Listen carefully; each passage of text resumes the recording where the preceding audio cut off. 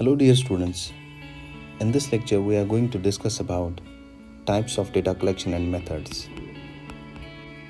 This is a very important topic in research methodology. Data collection is one of the crucial steps in research and involves gathering information for analysis. We are already aware about that. And basically and fundamentally, there are two categories of data collection in research methodology. A, primary data collection.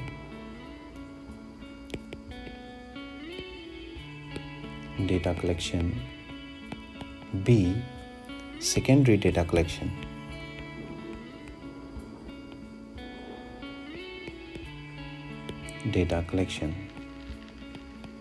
These are the fundamental categories of data collection in research methodology. Now we are going to elaborate the primary data collection method, which is known as PDC in short form. And in PDC, we involve collecting original data directly from the resource. The first and important point in PDC is directly from the source.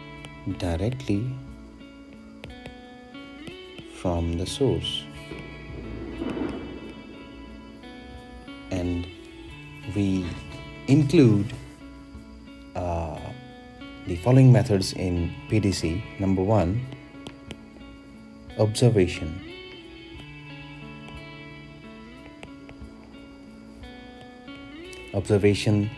And recording data without direct interaction with the subjects or respondents. We don't directly get involved in the subject, but what we do is we observe things. That is one of the important method of collecting the data. Then the second important method of data collection is surveys. We normally conduct surveys, gathering data by asking questions, or typically through interviews or questionnaires. And number 3, interviews, conducting face-to-face interviews. Conducting face-to-face or virtual interviews with individuals or groups to collect information. Then comes to number 4, experiments.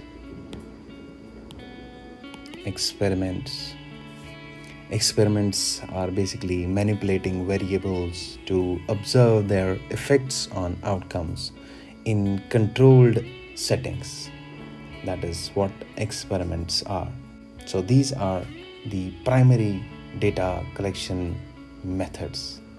Now the secondary data collection methods include basically data that has already been collected by someone else for a different purpose. For example, the secondary data sources like books. We are collecting data from books. We are collecting data from already published articles. We are collecting data from government reports. We are collecting data from data sets available with us or databases. So these methods comes under the secondary data collection techniques. So in the primary collection techniques, we have direct involvement in the subject, and in the secondary data collection methods, we take data from already published papers, books, or government reports or databases. So these are the two important choices of data collection, and depends on the research objectives, the nature of the data needed, the target population, or available resources, or practical considerations. So researchers,